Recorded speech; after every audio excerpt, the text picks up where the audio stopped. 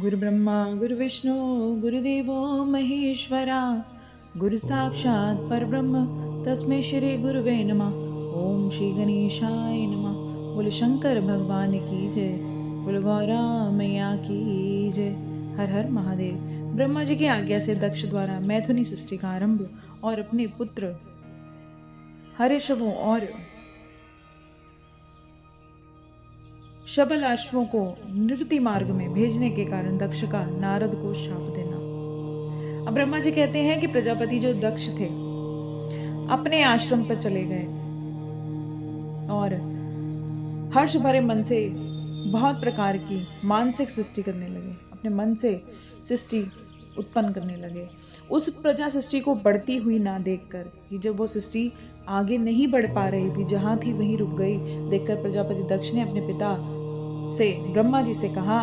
दक्ष कहते हैं कि प्रजानाथ, प्रजा बढ़ नहीं रही है। प्रभु, मैंने जितने जीवों की सृष्टि की है वह उतने रह गए हैं। प्रजानाथ, मैं क्या करूं जिस उपाय से जीव अपने आप बढ़ने लगे, और मुझे बताइए।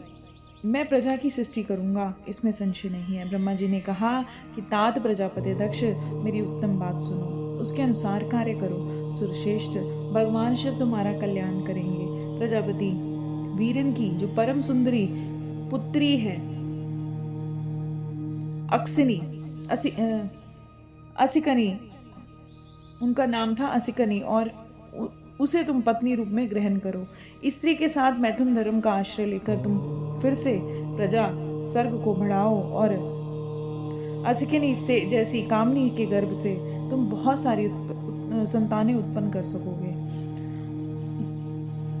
फिर मैथुन धर्म से प्रजापति की उत्पत्ति करने के उद्देश्य से प्रजापति दक्ष ने ब्रह्मा जी की आज्ञा से वीरन प्रजापति की पुत्री के साथ विवाह कर लिया, और अपनी पत्नी वीरनी के गर्भ से प्रजापति दक्ष ने 10,000 पुत्र उत्पन्न किए, जो हर्षव हुए।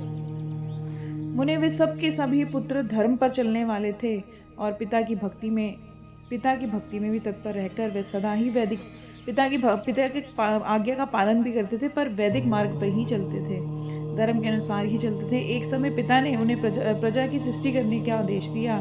तब वे सारे दक्ष के पुत्र थे, इसलिए दक्षायन बोल रहे हैं। दक्षायन नामधारी पुत्र सृष्टि के उद्देश्य से बढ़ाने के उद्देश्य से तपस्या करने लगे और पश्चिम दिशा की ओर चले गए। वहां नारायण सर नामक परम पावन तीर्थ है। वहाँ दिव्य सिंधु नद और समुद्र संगम हुआ है। दोनों का सिंधु नद का और समुद्र का संगम हुआ है, दोनों आपस में मिले हैं। उस तीर्थ जल के पास में स्पर्श, उसके तीर्थ जल के निकट से स्पर्श करते उनका अंतकरण शुद्ध हो गया। जब उसके पास से वो निकले तो उनका जो अंतकरण था बिल्कुल शुद्ध हो गया, ज्ञान से संपन्न हो गया। उनकी आंतरिक मल राशि भी धुल गई और जो भी पाप बचे थे वो भी धुल गए।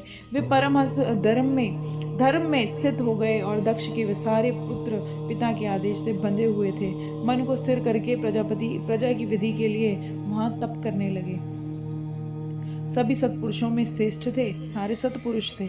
नारद जी को जब पता लगा कि हरिशव गण सृष्टि के लिए तपस्या कर रहे हैं, तब भगवान लक्ष्मीपति के हार्दिक अभिप्राय को जानकर नारद उनके पास गए और आदरपूर्वक कहते हैं, दक्ष पुत्रों, तुम लोग पृथ्वी का अंत देखे बिना सृष्टि रचना करने के लिए कैसे मान गए? ब्रह्मा जी कहते हैं, नारद हरिशव आलस्य से दूर रहने वाले थे, जन्म काल से ही बड़े बुद्धिमान थे। वे सब के सब नारद जी के कथन के अनुसार उस पर विचार करने लगे। उन्होंने विचार किया, फिर जो उत्तम शास्त्र रूपी पिता के निवृत्ति परक आदेश को नहीं समझता, वह राज्य आदि गुणों को विश्वास करने वाला पुरुष सृष्टि निर्माण कार्य कैसे आरंभ कर सकता है? ऐसा निश्चय करके वह उत्तम बुद्धि और एक चित्त वाले दक्ष कुमार नारद को प्रणाम करके उनकी परिक्रमा करके अपने पथ पर निकल गए, जहां कोई वापस नहीं लौटता। और नारद भगवान शंकर तुम भगवान शंकर के मन हो, और मुने तुम समस्त लोकों में अकेले ही विचरा करते हो, तुम सारे लोकों में अकेले ही घूमते रहते हो। तुम्हारे मन में कोई विकार, कोई अवगुण नहीं आता, क्योंकि तुम सदा महेश्वर की मनोवृत्ति के अनुसार ही कार्य करते हो। जैसा महेश्वर आपसे कहते हैं वैसा ही कार्य करते हो। जब बहुत समय बीत गया, तब मेरे पुत्र प्रजापति दक्ष को पता लगा कि मेरे सभी पुत्र नारद की शिक्षा पाकर नष्ट हो गए हैं, और मेरे हाथ से निकल गए। मतलब मेरा कहा ना मानकर सृष्टि की रचना बढ़ा ही नहीं, उससे पहले ही सदगति मार्ग को प्राप्त हो गए। वे बार बार कहने लगे, उत्तम संतानों का पिता होना शोक का ही स्थान है, क्योंकि जो अच्छी संतान है वो तो संन्यास लेके बैठ गई। शेष पुत्रों से, उनके श्रेष्ठ पुत्र थे, उनसे बिछुड़ जाने से पिता को बड़ा ही कष्ट होता है। शिव की माया से मोहित होने से दक्ष को पुत्र वियोग के कारण बहुत शोक हो गया। तब ब्रह्मा जी ने आकर अपने बेटे दक्ष को बड़े प्रेम से समझाया और संतावना भी दी। देव का विधान प्रबल होता है इत्यादि बातें बताकर उन्हें मन को शांत किया, और उनसे संतावना देने पर दक्ष ने फिर से पंचजन्य कन्या अक्सनी के गर्भ से शबलाशव नामक के 1000 पुत्र उत्पन्न हुए। पिता का आदेश पाकर वो भी प्रजा की सृष्टि के लिए प्रतिज्ञा पालन नियम से उसी स्थान पे चले गए जहाँ वो पहले पुत्र गए थे, जहाँ उनकी सिद्धि को प्राप्त हुए बड़े भाई गए थे। नारायण सरोवर के जल को स्पर्श होने से सारे पाप नष्ट हो गए, अंतकरण शुद्ध हो गया। उत्तम व्रत का पालन करने वाले शबल अश्व पुत्र जो थे वो ब्रह्मा प्रणव का जप करते हुए ओम का जप करते हुए बड़ी भारी तपस्या करने लगे। उन्हें प्रजा सृष्टि के लिए उदित जानकर कि प्रजा सृष्टि के लिए वो तप कर रहे हैं, फिर से तुम उन्हें पहले की भांति ईश्वरी गति का स्मरण कराने चले गए और वही बातें कहने लगे जो पहले भाइयों से कह चुके थे। तुम्हारा दर्शन अमोघ है, इसलिए तुमने उनको भी भाइयों का ही मार्ग दिखा दिया। वे भाइयों के रथ पर ऊर्ध्व गति को प्राप्त हुए। उसी समय प्रजापति दक्ष को बहुत से उत्पात दिखाई दिए।